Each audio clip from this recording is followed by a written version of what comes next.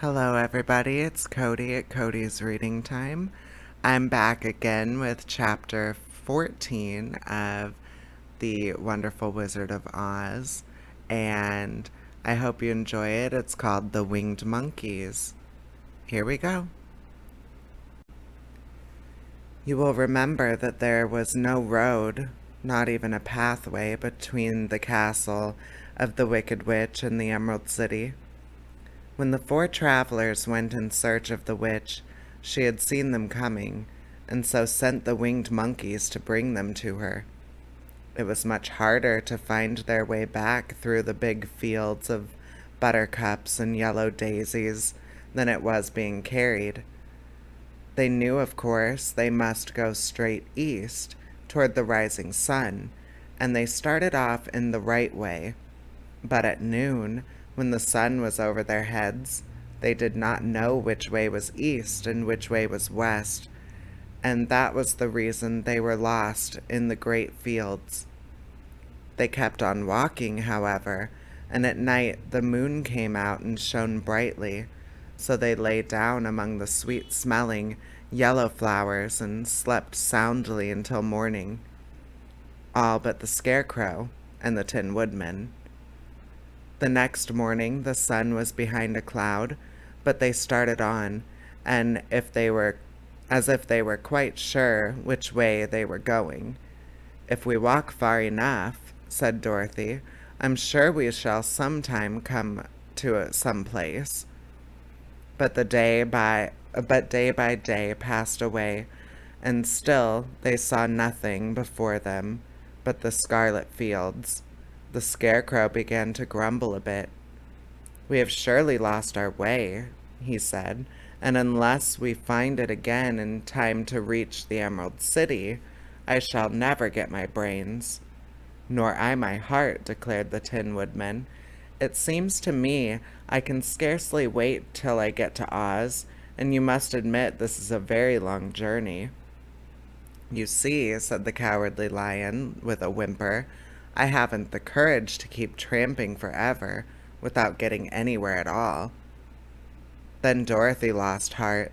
She sat down on the grass and looked at her companions, and they sat down and looked at her, and Toto found that for the first time in his life he was too tired to chase a butterfly that flew past his head. So he put out his tongue and panted and looked at Dorothy as if to ask what they should do next. "Suppose we call the field mice," she suggested. "They could probably tell us the way to the Emerald City." "To be sure they could," cried the Scarecrow. "Why didn't we think of that before?" Dorothy blew the little whistle she had always carried about her neck since the Queen of the Mice had given it to her. In a few minutes they heard the pattering of tiny feet, and many of the small gray mice came running up to her. Among them was the Queen herself, who asked in her squeaky little voice, "What can I do for my friends?" "We have lost our way," said Dorothy. "Can you tell us where the Emerald City is?" "Certainly," answered the Queen, "but it is a great way off, for you have had it at your backs all this time." Then she noticed Dorothy's golden cap and said, "Why don't you use the charm of the cap and call the winged monkeys to help you? They will carry you to the city of Oz in less than an hour." "I did not know there was a charm," answered Dorothy in surprise. "What is it?" "It is written inside the golden cap," replied the Queen of the Mice. "But if you are going to call the winged monkeys, we must run away, for they are full of mischief and think it great fun to plague us." "Won't they hurt me?" asked the girl anxiously. "Oh no, they must obey the wearer of the cap. Goodbye."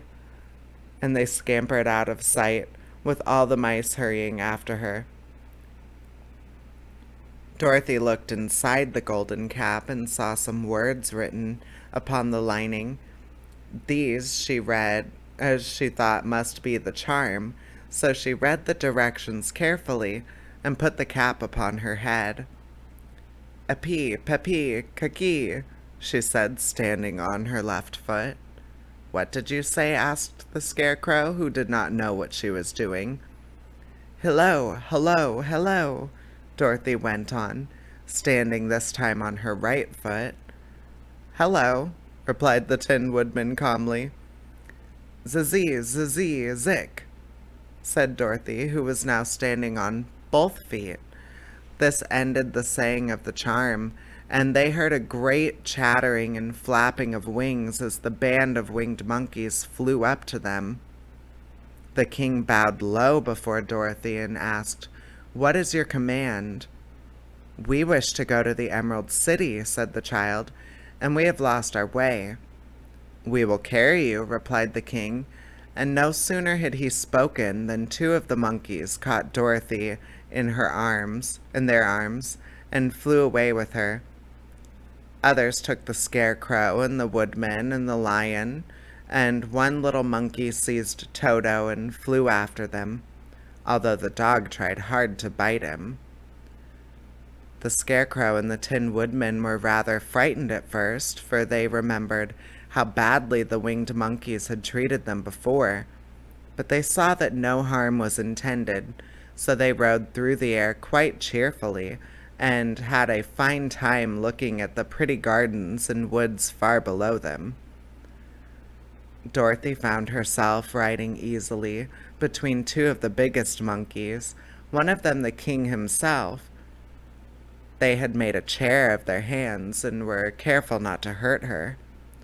Why do you have to obey the charm of the golden cap? She asked. That is a long story, answered the king with a winged laugh, but as we have a long journey before us, I will pass the time by telling you about it if you wish.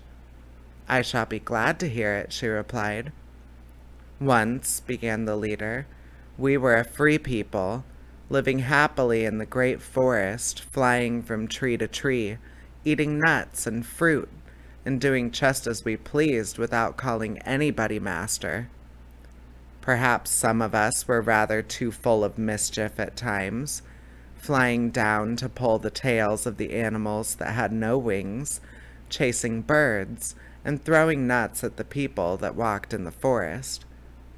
But we were careless and happy and full of fun, and enjoyed every minute of the day. This was many years ago, long before Oz came out of the clouds to rule over this land. There lived here then, away at the north, a beautiful princess, who was also a powerful sorceress. All her magic was used to help the people, and she was never known to hurt anybody who was good. Her name was Gaylette, and she lived in a handsome place, built from great blocks of ruby. Everyone loved her, but her greatest sorrow was that she could find no one to love in return, since all the men were much too stupid and ugly to mate with one so beautiful and wise. At last, however, she found a boy who was handsome and manly and wise beyond his years. Gaylette made up her mind that when he grew to be a man, she would make him her husband. So she took him to her ruby palace and used all her magic powers to make him as strong and good and lovely as any woman could wish. When he grew up, Kalala as he was called, was said to be the best and wisest man in all the land, while his manly beauty was so great that Gaylette loved him dearly and hastened to make everything ready for the wedding. My grandfather was at that time the king of the winged monkeys, which lived in the forest near Gaylette's palace, and the old fellow loved a joke better than a good dinner. One day, just before the wedding, my grandfather was flying out with his band when he saw Kilala walking by the river. He was dressed in a rich costume of pink silk and purple velvet, and my grandfather thought he would see what he could do. At his word, the band flew down and seized Kilala. carried him in their arms until they were over the middle of the river, and then dropped him into the water.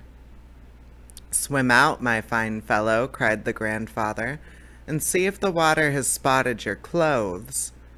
Kilala was much too wise not to swim, and he was not in the least spoiled by all his good fortune. He laughed when he came to the top of the water, and swam to the shore. But when Gaelette came running out to him, she found his silks and velvet all ruined by the river. The princess was so angry, and she knew, of course, who did it. She had all the winged monkeys brought before her, and she said at first that their wings should be tied, and they should be treated as they had treated Kilala, and dropped into the river. But my grandfather pleaded hard, for he knew the monkeys would drown in the river with their wings tied, and Kilala said a kind word for them also, so that Gaelette finally spared them, on one condition, that the winged monkeys should ever after do 3 times the bidding of the owner of the golden cap. This cap had been made for a wedding present to Kilala, and it is said to have cost the princess half her kingdom. Of course, my grandfather and all the other monkeys at once agreed to the condition, and that is how it happens that we are 3 times the slaves of the owner of the golden cap, whosoever he may be. "And what became of them?" asked Dorothy, who had been greatly interested in the story. "Kilala being the first owner of the golden cap," replied the monkey, "he was the first to lay his wishes upon us.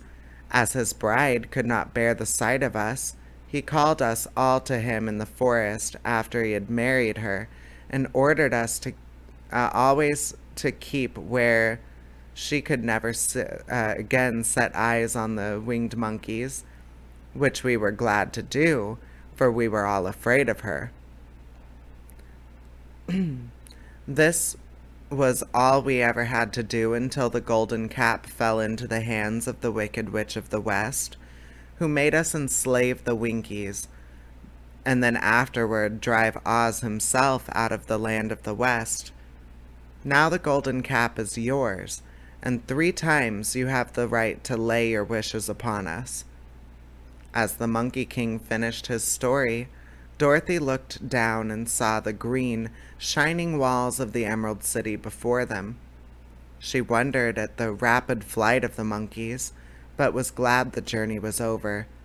The strange creatures set the travelers down carefully before the gate of the city.